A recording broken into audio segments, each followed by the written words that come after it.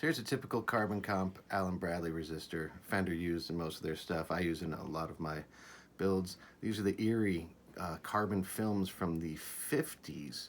And these could be found in the early Vox amps, like the 50 Vox, AC10s, from the 50s and stuff.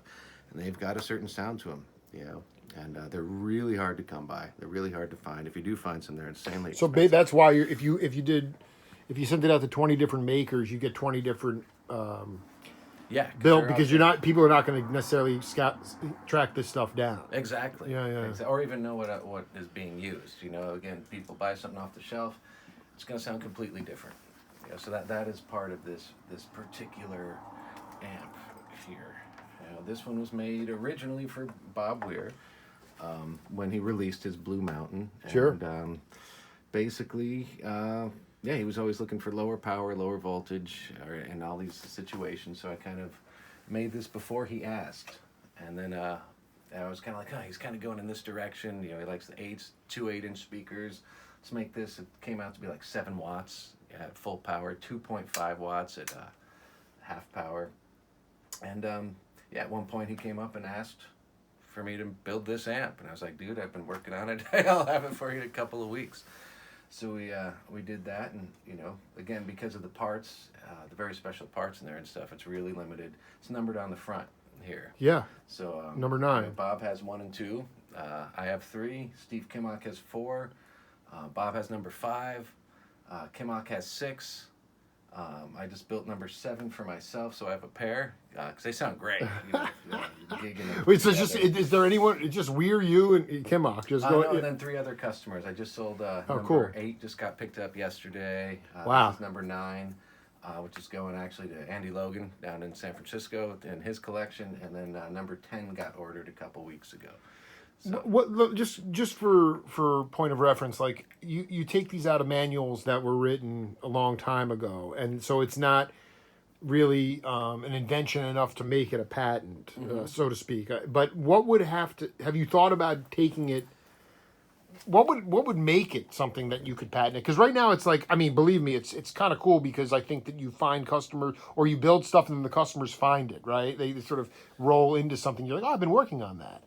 But what would it take in order for you to take it to a level where it would go outside of that manual and be considered something that could be patented? I have no idea. Okay, that's great. Absolutely, I have absolutely. Okay, so you're not consumed by because I mean publishing. We know this about people that like Cornell Dupree, the guitar player. I mean, he died broke. So many of these guys, from the musician's point of view, got used. And it's just like, I'm not saying you're getting used, I'm saying, but you're making it, you're making such amazingly good, high quality stuff that this is the reason why Kimmock and Weir, cats like that, want it.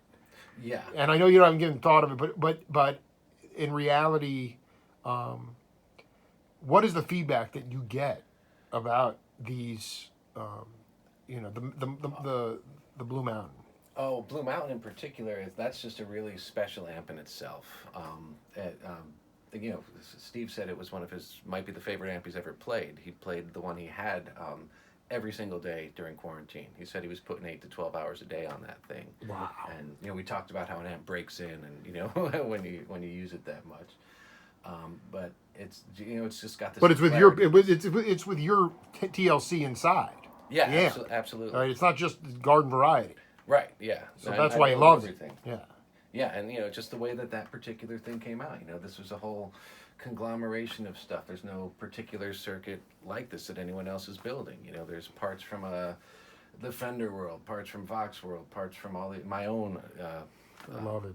ideas. And this uses the 6AQ5 power tubes, which are these really rare. This was again going for the low voltage thing. These little guys. Sure. They were used, low power tubes, used in most of the old car stereos when there were tubes in there, and the kitchen counter radios used this particular tube. I think the Gibson Skylark amp uses them, and I'm not sure who else. There's not that many amps that actually use these. I think the original Fender Music Master, the 70s, used these for a minute before they switched to 6V6s, but it was just when I was, looking at low-powered amps, a friend of mine who's a designer said, "Hey, look, check out the 6AQ5 tube. It's really cool." I was like, "Oh, okay, cool." So Is I do, did. do they? I mean, just as a non-musician, I mean, do they talk about like it doesn't? These are not amps that are gonna go to 10 and just blow you out.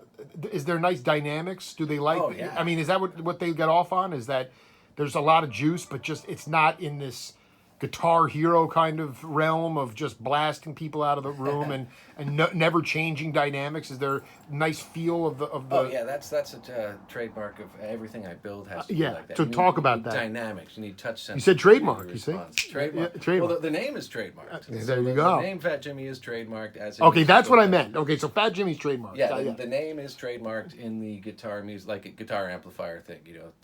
I think that's Section 9 or something. There's, if I had a restaurant, someone else has Fat Jimmy trademarked in the food industry. It's different. Depends on what you're doing specifically to trademark. So yes, Fat Jimmy is trademarked. But everything, it's all a matter of dynamics and touch response and clean sustain. You want to be able to play this thing on one and you still have clean sustain. A lot of that comes down to, again, how you design the whole circuit, the filtering, everything about it is really, really important. And everything's a balance too. A lot of companies, a lot of builders they over filter. Right. Right. It Yeah. comes out more sterile or Yeah, less exactly. less ability to actually sustain. Right, Especially clean someone like sustain. Weir who has such a unique way of placing notes, hitting notes. Yeah, he's his own thing. No one knows what he Yeah, does. and I mean you hear live shows even when they were just mixing in the early '80s, and that was the key to Bobby is him being able to sustain and having that feel. And I think for most musicians it must be like kind of like their blanket, their little Linus blanket. It's very comforting to have something that feels so good when you touch. Yeah, and then again, this thing overdrives like crazy. You can get that Brian May, crank of Absolutely, no. That's the thing. It has that capacity. Yeah. Why? How hard has it been to track down different parts to the stuff during COVID or during this time? During COVID's been kind of like right now it's catching up. Like the deficiency of the supply chain That's what is I mean, catching yeah. up now. We're having tubes. We're going to be seeing a tube shortage pretty soon. A tube shortage. Yeah, there already is. One of the huge factories, the major factory in China, shut down in 2019, November of 2019. Wow. Saying that there's different. No one really knows exactly why. Someone, originally they thought it was because of COVID. Right. Lately, we're hearing it's because the Chinese government came in with eminent domain and seized the land for another project. Anyway, the factory was going to reopen. They've been there for decades. They were going to reopen in 12 to 18 months. It's been over 2 years now, and we still have no sign that they might even reopen. It's what part of China? Not Hong This Kong. was in Shugang. Wow. The Shugang factory. And, Wow. That's because therefore It might be gone. We're hoping they reopen because they were pumping out a lot of tubes. They were making the Tube Amp Doctor tubes, which is a German company that was paying them to make not just the cheapest crap you can make, which a lot of people do, but they're like, hey, let's make a higher quality product. And the Tube Amp Doctor tubes were fantastic, and they were evolving and actually getting better as the years were going on. So that is gone right now. We're dealing now. We have Russian tubes, which are good. So I love their preamp tubes. Less so their power tubes, but they still sound great. Sure. But they're being rationed right now. I ordered 100 preamp tubes a month or two ago. I only got sent 50 because they were rationed. So we'll see how that all pans out. I wanted to switch gears over to the music side of things. Yeah. I remember I talked to Joe Russo did an interview with him, and he talked about being in some like crappy sports bar in the middle of Chicago with like a similar band to the Mountains of Venus. It was called Fat Mama. They were like a fusion band, a lot of sophisticated players. And it was this like place in the Midwest, and the TVs were loud, or the people didn't have any interest whether they were there or not. Mm-hmm. And he said that was the night because they were playing, and it could have easily been disheartening or deflating.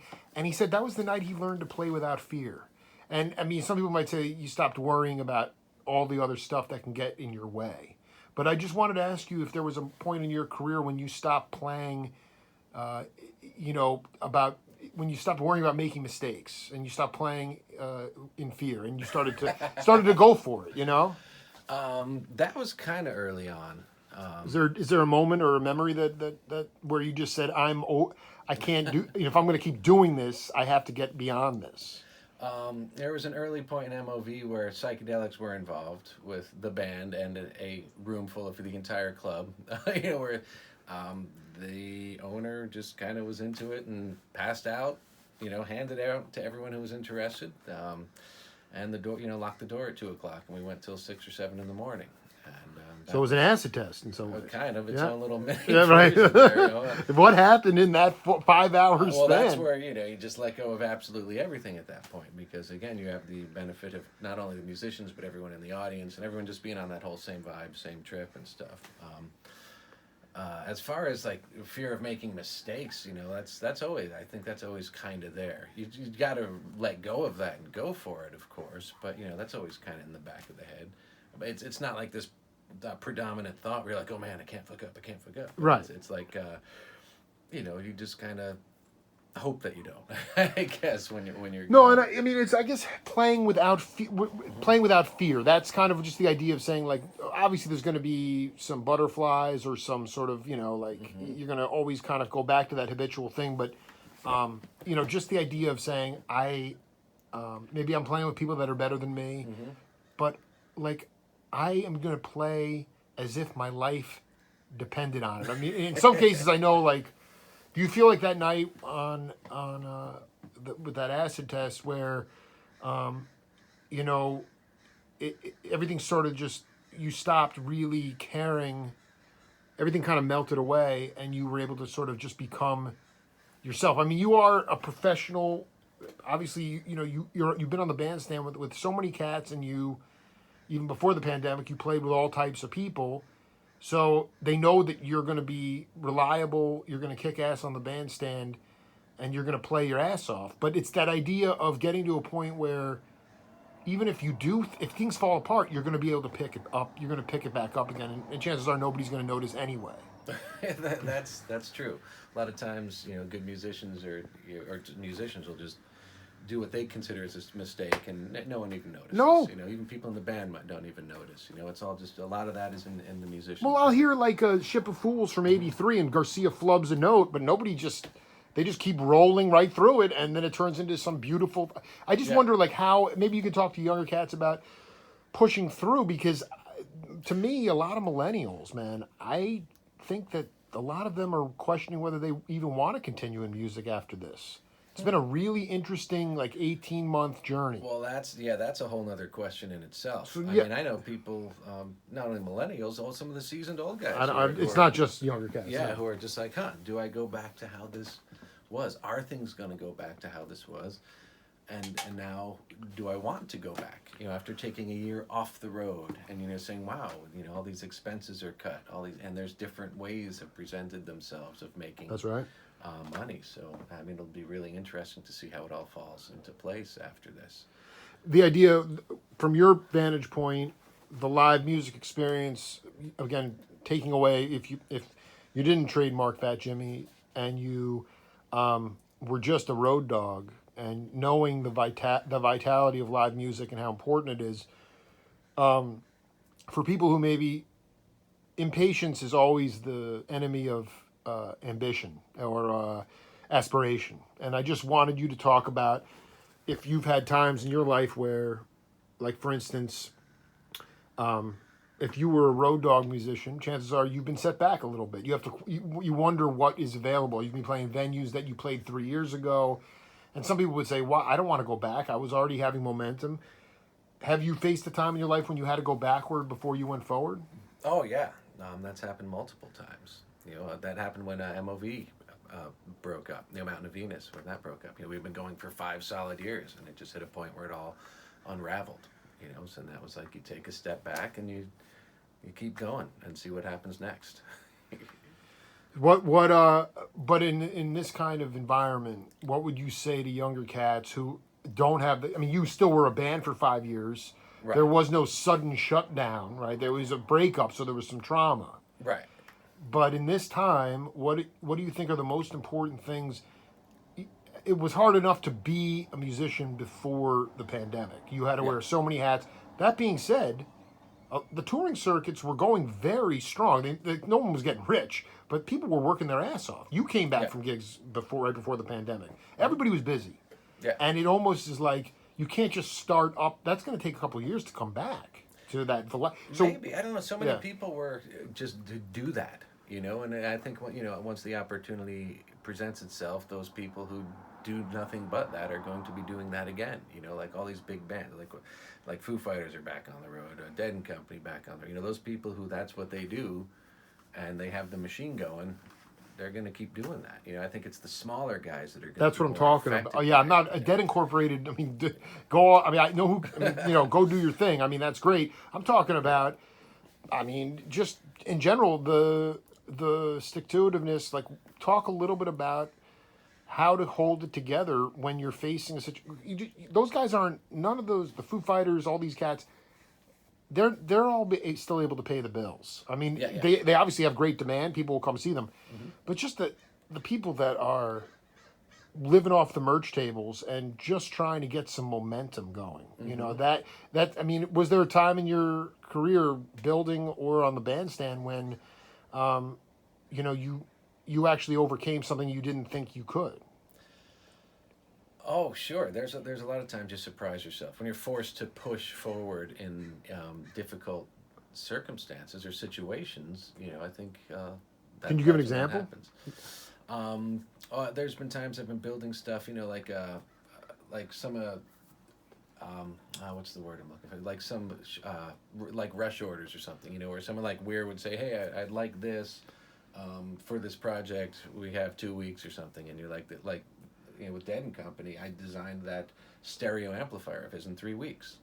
Right, it's always so you're like, holy I can't do this. And he's like, "Can you do this?" I was like, "Yeah, I think I could. Give it a shot." And I'm like, "All right, well, we'll find out." And then you pull this out of yourself and you just bust ass and you surprise yourself and you do pull things off. It's happened like that. Musically, I didn't think I'd be on the road for 5 straight years. Living out of a van, playing 200 plus shows a year, or 200, more than 200 shows a year. I think it's just a matter of doing what needs to be done in certain situations or circumstances. What about the Wise Owls? I mean, I know you're just an accompanist, but you're a dear friend of Alex Coford's, and I just I wanted you to talk a little bit about what is exciting about that group, just because that's a band that what I'm talking about, the organic, creative, but not not world renowned. I mean, talk a little bit about not what are your intentions and what is exciting about this project and this band. What I like about the project itself, we're now at a point where it's been a band for many years at this point. Not a band that's on the road constantly playing, doing hundreds of gigs a year, but we've been playing together for, I want to say 5 or 6 years now. In general, through that whole Terrapin thing, like almost like kind of like a house band in some ways. We did a lot of gigs down, with the Terrapin house situation, and that works. Like when people play together, that used to really start to get the musicians that you're playing with, and you get to new levels and to new places. And with the last recording and the last shows that we've done, I think that band has hit a new level of just as a band, this new level of musicianship. Alex Coford he's an incredible songwriter. His songs are amazing. Incredible singer too. He's an incredible vocalist, an amazing musician, drummer, guitarist, and his songs are awesome. I love it. It's stuff that I want to listen to. It's which is, for me, it's kind of hard these days. There's a lot of stuff out there I don't want to listen to. I hate to say it. There's a lot of stuff you do, but there's a lot of stuff that you don't. More than the majority, really. Right, exactly. Yeah. So this is all music. Whenever he presents a new song or sends a demo out, it's like, man, that is a great song. I want to listen to that. That's something I would buy that record if I had no involvement, with this project. So that in itself is a big, motivator. When you see, this new material constantly coming out that's really good, that you really like. Have you been playing? But it's new. It's not like it's where you've been woodshedding these songs for years at Terrapin, and now they're going on record. I mean, this is right. He likes to play. He likes to keep it up. We it's just starting to bring back some of the older songs, Wow. But it's usually when we're playing, it's new stuff, new stuff. You'll send a demo and be like, learn this for our show in 3 weeks or whatever, and then we'll get a day of rehearsal in there, a couple hours in during sound check or something, and then go for it. But yeah, the influx of new material is awesome.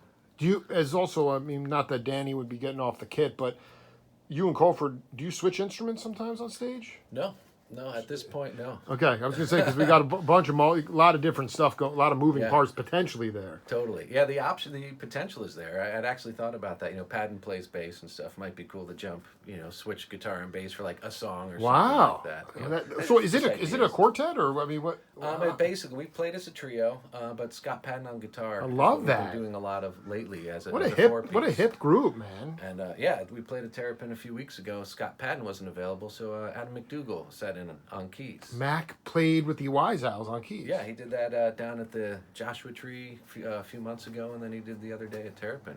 And he's fantastic. He's great to play with. He just adds such a really, really nice flavor.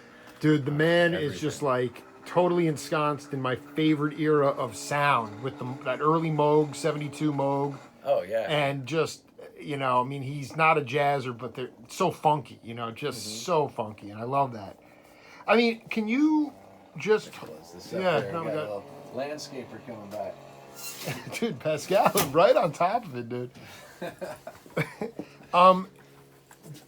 I this is not really a question. It's more just sort of something I'm going through as far as putting together a team, recognizing as even if you're not the leader, but as a leader, the best leaders are the ones that delegate responsibility to those that they bring them in for certain reasons. Sure. And like you talked a little bit about you've seen bands deconstruct and devolve over arguments over.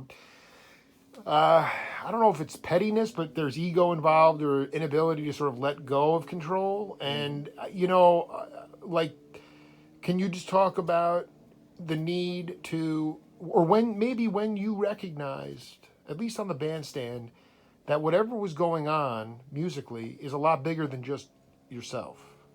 And that there's like you got the memo about when you, even if you, like you said, the good bands, or somebody said this, the good bands are able to solve these problems and move on. Or not even paper them over, but keep moving forward. How have you, in your career, what are the qualities to be able to keep something together? Maybe it dissolves after 5 years, but ultimately it doesn't devolve and fall apart. I don't think there's any particular formula. I really think that is Absolutely not. case specific.